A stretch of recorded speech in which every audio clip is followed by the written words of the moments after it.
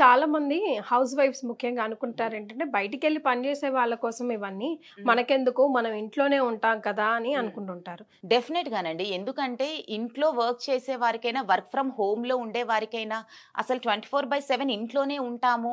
కొంచెం కూడా మాకు సన్‌లైట్ తగలదు అనుకున్నా కూడా స్కిన్ కేర్ కంపల్సరీ మీరు ఫాలో ఫాల్ అవ్వాలి. అవ్వాలి. యెస్. ఎందుకంటే చాలా మంది సన్ రేసెస్ అయితే అనుకుంటారు. పడుతున్నాయి గదా! అందుకే యెస్. గదా డే లైట్ వస్తుంది. మా మ్యారేజ్ అయిపోయింది. ఇంక అయిపోయింది. ఇంక నేను స్పెషల్‌గా స్కిన్ కేర్ కూడా ఫాలో అవ్వాల అవసరం లేదు. అంటే స్కిన్ కేర్ అనేది ఎలా అంటే హెల్తీగా ఉండాలి, కొంచెం బ్యూటిఫుల్‌గా ఉండాలి అంటే బిఫోర్ మ్యారేజ్ వరకే.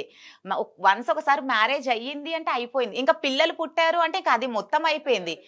సో, ఆ మైండ్ సెట్‌లోంచి ఫస్ట్ మనం బయటికి రావాలి. ఏ ఏజ్‌లోనైనా సరే మనం 70స్‌లోకెళ్ళినా, 90స్‌లోకి వెళ్ళినా, 100స్‌లోకి వెళ్ళినా కూడా స్కిన్ బ్యారియర్ అనేది హెల్తీగా ఉంచుకోవాలి. అప్పుడే మన స్కిన్ అనేది ఎప్పుడు కూడా ఎదుటి పర్సన్ చూసిన వెంటనే వావ్! మీ స్కిన్ అనేది మీ ఏజ్ చెప్పేయాలి. అదే మనం చిన్న ఏజ్‌లోనే ముడతలు, pigmentation, darkness, uneven skin tone ఇలా ఇన్ని ప్రాబ్లమ్స్ పెట్టుకొని రీసెంట్‌లీ మ్యారేజ్ అయినా కూడా అసలు తీసుకోలేం. మనమే తీసుకోలేం పర్సనల్‌గా.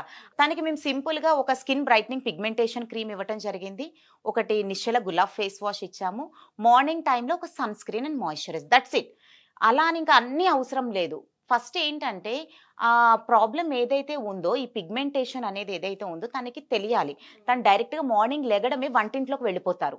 ఆ వేడి అంతా కూడా స్కిన్ మీద పడటం ద్వారా ఆ పిగ్మెంట్ అనేది ఇంకాస్త డార్క్ అయిపోతది. సో, మీరు మార్నింగ్ లేస్తూనే మీరు వెళ్ళాలి. వెళ్ళండి. బట్ కొద్దిగా ఫేస్ వాష్ చేసుకొని సన్ స్క్రీన్ పెట్టుకొని వెళ్ళిపోండి. సో, దాని ద్వారా ప్రొటెక్షన్ అనేది అందుతుంది.